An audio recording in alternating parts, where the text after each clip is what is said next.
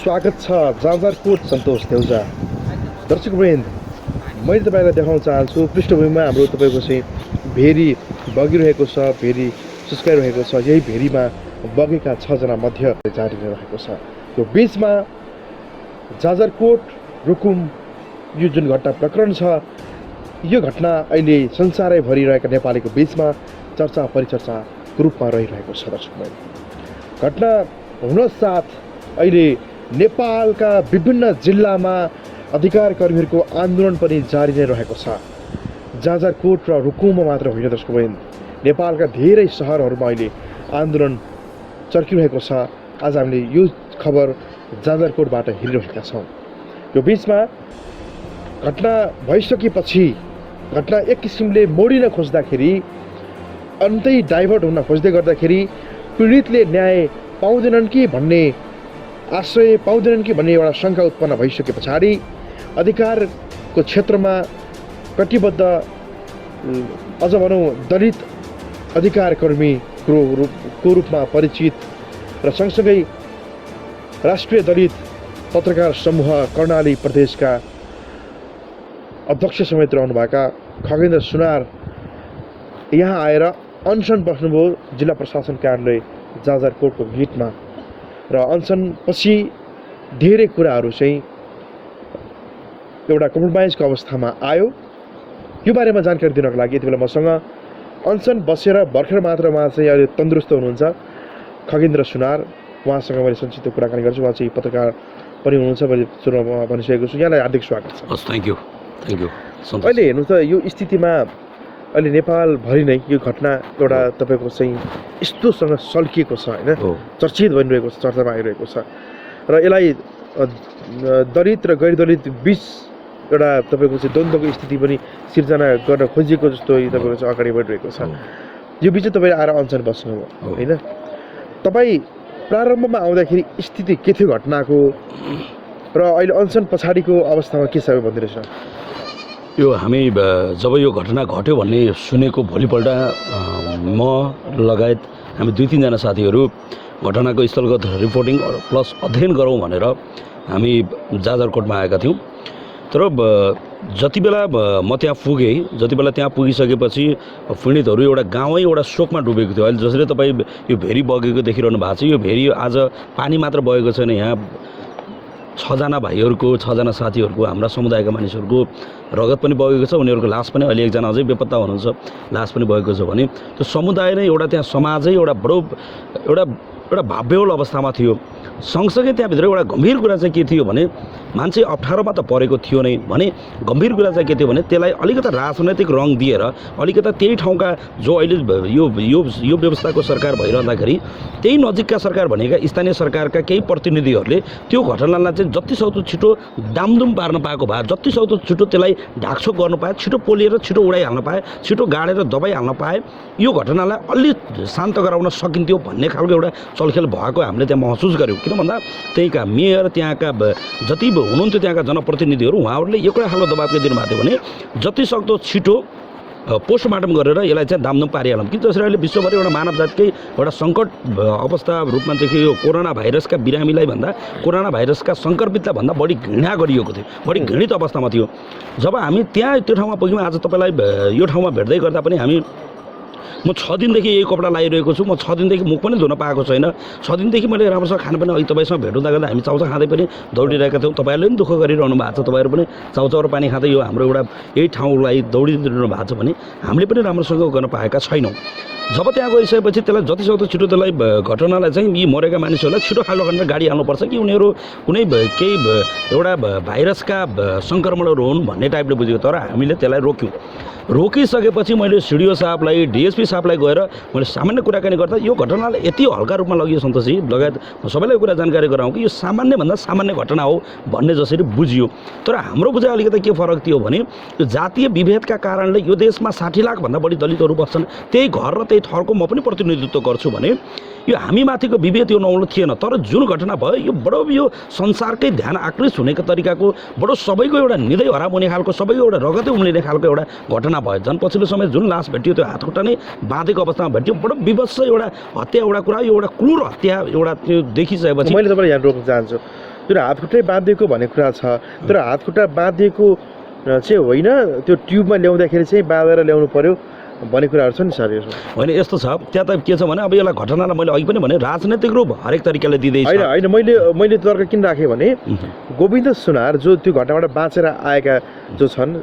16 वर्षीय गोविन्द सुनारसँग मैले चाहिँ इन्टरभ्यू गर्दाखेरि उनले के भनेका छन् भने मेरो आँखाले नै गोविन्द शाही र लोकेन्द्र सुनारले मेरो आँखा अगाडि नै भेरीमा हाम फालेको मैले देखेको छु भनेर उनले भनेका ठिक छ म तपाईँलाई एउटा कुरा के जानकारी गराइदिउँ भने त्यो घटनाको हामीले एउटा घटना यसरी भयो होला भनेर एउटा परिकल्पना गर्ने हो र केही त्यहाँका प्रत्यक्षदर्शी प्लस घटनामा संलग्नहरूलाई नै थाहा हुने कुरा हो अब भोलि यो घटनाले कस्तो रूप लिन्छ भोलि बयान कति फेरिँदै जान्छ भोलि पीडित अब यो त यहाँभित्र विभिन्न खालका चलखेलहरू सुरु भइसक्यो मैले तपाईँलाई फेरि पनि जानकारी गराउँ हाम्रो अनुसार कस्तो खालको चलखेल होइन मैले तपाईँलाई यही कुरा मैले अघि अनुसारमै जाँदै थिएँ हो मैले सिडिओ साहब र डिएसए साहबलाई भेटिसकेपछि एकदमै हल्का रूपमा यसलाई लगिसकेपछि हामीले एउटा दबाब स्वरूप त्यहाँ एउटा नारा जुलुस लगेर गयौँ हामीले मनले नमान्दै पनि त्यहाँ नारा जुलुस लगेर गयौँ तर सिडिओ डिएसपी साहब भन्नुहुन्छ तपाईँहरू के माग्न आएको यति हल्का रूपमा हामीलाई उडाउनु भयो कि तपाईहरु किन आउनु भएको के माग्न आउनु भएको हामीले गरिरहेछौँ हामीले एउटा आफ्नो तर्फबाट गरिरहेछौँ भने तपाईँको गाडी आरक्षभित्र हिँडिरहेछ र त्यहाँ तपाईँले बाँदर खोज्नु भयो भने पनि तपाईँलाई पनि कारबाही हुन्छ मारेकै केसमा त बाँदर मारेर केसमा पनि कारबाही हुन्छ मैले मेरो आमालाई मारेँ तर मेरो बाउले मेरो छोराले मारे हो आमालाई कारबाही नगर भने पनि कानुनी राज्यमा छ भने त्यसमा कानुनको अनुसार कारबाही हुन्छ मान्छे मार्नेलाई यसमा दुईमत छैन तर जुन तरिकाले मारियो र जस्तो खालको त्यो अवस्था छ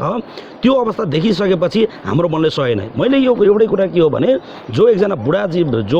थरको एकजना मर्नु भएको छ उहाँको बुवाले कात्रो किन्ने 1300 रुपियाँ नहुँदै बजारमा रुँदै टोपी थाप्दै हिँड्नु भएको थियो कि त्यस्तो एउटा अवस्था थियो भने हामीले यति सजिलै अब यो घटनालाई यति सजिलै यहाँ कसैले आएर न्याय दिनेवाला छैन भन्ने लागेपछि हामी प्रशासनमा दबाब दिन गयौँ सिडिओ साहबले यति हल्काभन्दा हल्का जवाब दिइसकेपछि यता हेरेर कोही छैन उता हेरेर कोही छैन सबै आमा दिदी बहिनी रुवाएका छन् कोही बेहोस सर कोही के छन् भने त्यहाँ त कोही छैन ठिक छ भोलिको दिनमा तपाईँ पत्रकार साथीहरू आउनुभयो विश्वले हेरिरहेको छ अहिले यो घटनालाई भोलिको दिनमा आउला तर तत्कालै दबाब दिन के सकिन्थ्यो भन्दा केही नसिप नलाएपछि म खाली सिमेन्टमा त्यो तपाईँले पनि देख्नु भएको थियो र म त्यो सिँढीमै तपाईँहरूले मलाई कुर्न सक्नुहुन्छ कुरोस् म चाहिँ सुतेँ भनेर त्यसको 2 दिन अगाडिसम्म पनि हामीले पनि राम्रोसँग खाना र निद्रा हामीलाई पुगेकै थिएन म त्यतिकै त्यहाँ सुतेँ झन्डै 2 दिनभन्दा बढी लामो समय हिजो राति म झन्डै 8:30-9 बजेसम्म त्यही सुतिरहेको थिएँ हिजो राति 8:30-9 बजेसम्म त्यहाँ सुतिसकेपछि पछि उहाँहरूले ल ठिक छ त अब उहाँहरूलाई पनि कुनै खालको एउटा दबाबहरू आयो होला कि उहाँहरूलाई पनि भइसकेपछि हाम्रो उद्देश्य के थियो भने समाजमा अशान्ति भड्काउँ भन्ने होइन सन्तोषजी हाम्रो एउटा उद्देश्य मात्र के थियो भने जुन खालको घटना भयो यसले संसारलाई नै एउटा चाहिँ त्रसित बनाएको छ अहिले यी सब जति घरहरू देखिरहनु भएको छ यहाँ कोही मान्छे राम्रोसँग निदाउन पाएको छैन कति बेला फेरि कसैको ढोका ढकढकिन्छ कि वा केही भन्छ तर पुलिसले सहयोग गरेन प्रशासनले सहयोग गरेन कुनै पनि यो 3 तहको संघात्मक राज्य प्रणाली व्यवस्था अवलम्बन गरेको यो देशका 3 तहको सरकार भएको न स्थानीय सरकारले सहयोग गरेको छ न प्रदेशको सरकारले सहयोग गरेको छ न केन्द्रीय सरकारले सहयोग गरेको छ यो बेलामा यो देशका हामी 60 लाख दलित मध्येका हामी पनि हो भने हाम्रो अभिभावक देश हो देशका प्रधानमन्त्री हाम्रो अभिभावक हुन् देशका गृहमन्त्री हाम्रो अभिभावक हुन् भने हाम्रो दुःखमा आएर हामीलाई छोइदिए के जान्छ यो दलित समुदाय हामी जिउँदा पनि विभेद नै रहनुपर्ने मरिसकेपछि पनि विभेद नै रहनुपर्ने कुनै पनि मान्छेले आफ्नो राजनीतिक जोगाउनको लागि जुन खाले अहिले संसदहरूमा पेश भएको तपाईँ देख्नुहुन्छ सरकार पक्षका सांसदहरू व्यक्तिहरूमा म नाम टिकाउँदै नजाउँ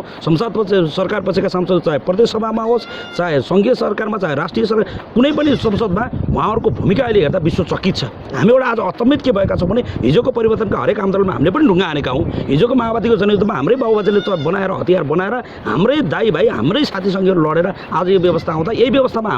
हाम्रै लासमाथि यत्रो हुन्छ भने त्यो कुरा सहन नसकेर म सुतेको अहिलेको अवस्थामा सिडिओ साहबसँग मैले पनि संवाद गर्दाखेरि उहाँले के भन्नु भने हाम्रो जिल्लामा छुवाछुतको घटना भने एकदमै न्यून छ छँदैछ भनेर उहाँले भन्नुभएको थियो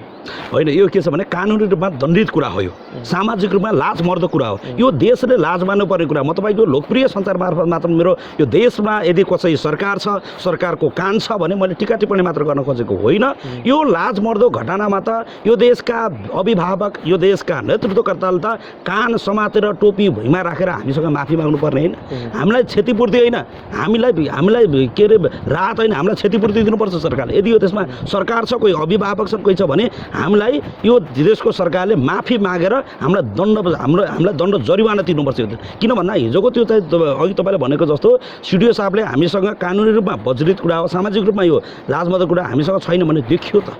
आयो त भएर आखिर त यत्रो घटना त सामान्य एउटा युवतीसँगको एउटा प्रेम सम्बन्धको कारण एउटा अल्लारे केटोले कोही केटी मन परायो के गल्ती गर्यो पारी खोला तरेर गयो पारी गयो भने यदि त्यहाँका मानिसहरू सचेत थियो भने हातखुट्टा बाँधेर राख्दै के जान्थ्यो यतिसम्मको यो घटना भएपछि यो घटनाले मेरो 7-8 दिनदेखि नै म लगायत मेरा साथीहरू संसारकै एउटा खालको निद हराम भएको छ भने तपाईँले अब न्युजहरू पनि विभिन्न एङ्गलले आएको देख्नु भएको छ होला सामाजिक सञ्जालमा एक किसिमको द्वन्द्वको अवस्था पनि सिर्जना भइरहेको छ द्वन्द्व पनि तपाईँको चाहिँ देख्न सकिन्छ दलित र गैर दलित बिचमा होइन भने तपाईँले यसलाई चाहिँ कसरी लिनु भएको छ मैले मेरो त फेरि पनि म तपाईँको लोकप्रिय सञ्चार मार्फत म के अनुरोध गर्न चाहन्छु भने तपाईँ देउजा म सुनार अर्को यहाँ धेरै साथीहरू हुनुहुन्छ यो एउटा सामाजिक आन्दोलन हो साथी यहाँ यो एउटा चाहिँ अहिले जसरी टुक्रा टुक्रा हुनुहुन्छ म कुनै व्यक्तिगत रूपमा कसैको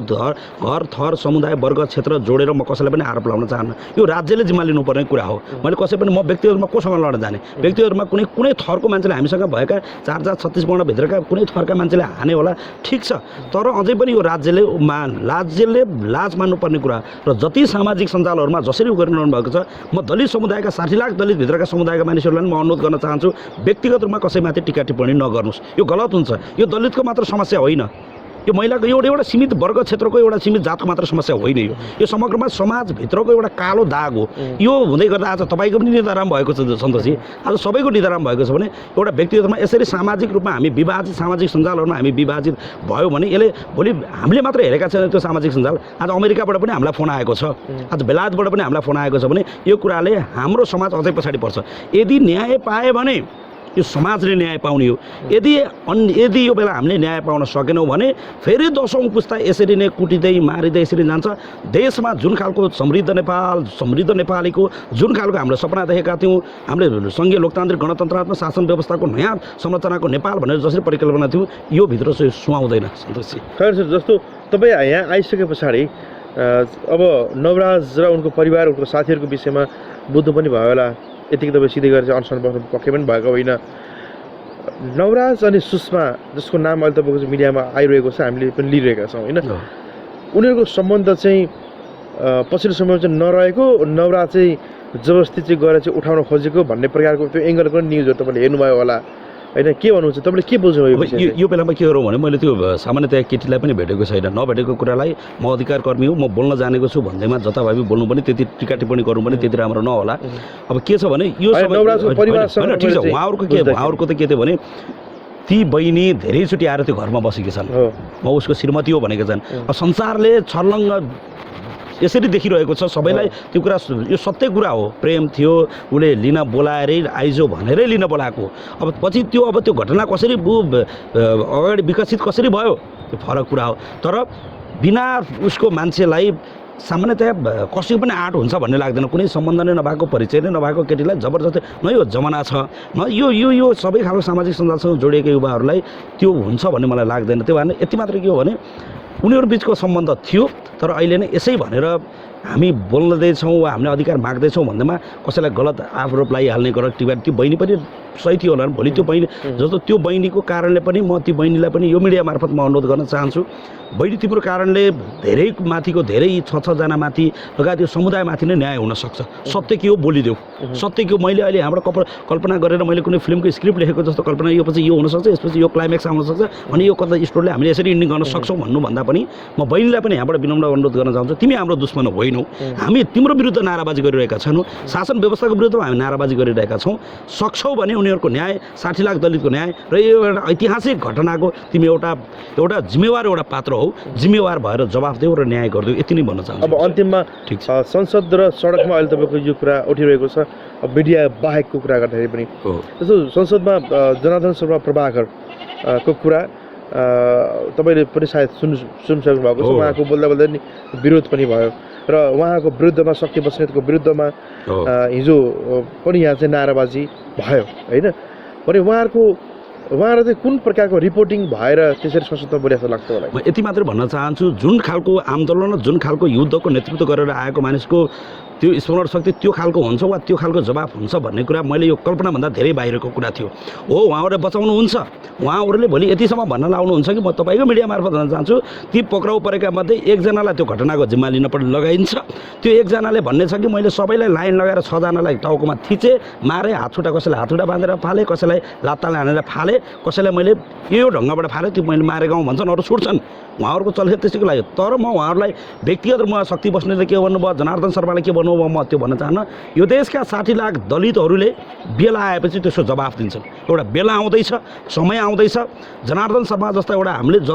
एउटा यो ठाउँको एउटा नेता हो, यो ठाउँको एउटा गहनाको रूपमा बुझेका थियौँ। 60 लाख दलितहरूले अब बुझ्नुपर्ने बेला आएको छ र 60 लाख दलित बुझि पनि सकेका छन् को हाम्रा हुन्, को हाम्रा होइनन्, को हाम्रा पक्ष हुन्, को हाम्रा विरोधी हुन्, को हाम्रा शत्रु हुन्, को हाम्रा मित्र हुन् भन्ने बुझिसक्नु भएको छ। उहाँ जतिको मान्छेले त्यतिसम्म गिरेर, त्यति तल छिरेर, सकिएर, पतनै भएर, बेजेती नै भएर, नाङ्गै भएर, वाङ्गै भएर यो खालको अभिव्यक्ति दिनुहुन्छ भन्ने मैले सोचेको थिइनँ। त्यो जवाफ नेपाली जनताले, दलित समुदायले, शान्ति चाहने, परिवर्तन चाहने, समाजमा एउटा शान्त चाहने सबैले एकचोटि बेला आएपछि उहाँहरूलाई दिएरै पठाउँछन् यहाँबाट। हस्, खगन सर, यहाँको महत्त्वपूर्ण समय र संवादको लागि धेरै धन्यवाद दिन चाहन्छु। म फेरि अन्तिममा पनि सन्तोषजी लगायत जति साथीहरू आउनु भएको छ, यो हामी यही ठाउँमा, यही भूगोलमा जन्मिएका मानिसहरू तपाईँहरू धेरै टाढाबाट यो बडो कठिन परिस्थितिका बिचमा पनि आइदिनु भएको छ। म हृदयदेखि नै तपाईँहरूलाई नमन गर्न चाहन्छु। तपाईँहरू पनि जसरी यो चाउचाउ पानी खाएर यसरी लागिरहनु भएको छ, एउटा सामाजिक एउटा चाहिँ देशका मै हुँ भन्ने मिडियाहरू कहाँ कुन ठाउँमा आफ्नो स्टाइलले ती एउटा न्युजको डेस्कमा बसेर यसलाई विश्लेषण गरिरहेको बेला तपाईँहरू ढोका ढोका पुगेर, तपाईँहरू दैला दैला पुगेर यसरी खोजेर आइदिनु भएको छ। बडो मन कतिपय न्याय त हामीले पाइसक्यौँ भन्ने लागेको छ। तपाईँहरूको एउटा लोकप्रिय सञ्जालमा त मैले तपाईँलाई धेरै ठाउँमा देखिरहेको छु यसरी दौडेको। यो ठाउँमा तपाईँलाई हृदयदेखि नै स्वागत सम्मान गर्दै यो घटनालाई, यो एउटा 60 लाख दलितहरूको म तपाईँहरू सबै पत्रकार मित्रहरूलाई, सबै सामाजिक सञ्जालका प्रयोगकर्ताहरूलाई यो एउटा व्यक्ति वा समुदाय फलानाको छोरा नाति मात्र मरेको होइन, एउटा समुदायमाथिको आक्रमण हो, एउटा समाजमाथिको आक्रमण हो र एउटा सामाजिक न्यायको लागि तपाईँहरू जसरी लागिरहनु भएको छ सबै साथीहरू लाग्नुहुनेछ। र विशेष गरी तपाईँहरूलाई फेरि पनि यो कर्णाली प्रदेशमा यो सङ्कटको घडीमा पनि धेरै बाधा व्यवधानहरू यो खेपेर एउटै गाडीमा कुचाकोच गरेर यसरी आइदिनु भएको छ। बडो मन प्रफुल्लित भएको छ। एउटा अलिकता न्याय त यहीँ पनि पाइसक्यौँ भन्ने लागेको छ। Thank you so much. हस्, धन्यवाद तपाईँलाई। Thank you. Thanks for watching Ball TV. Don't forget to subscribe and press the bell icon.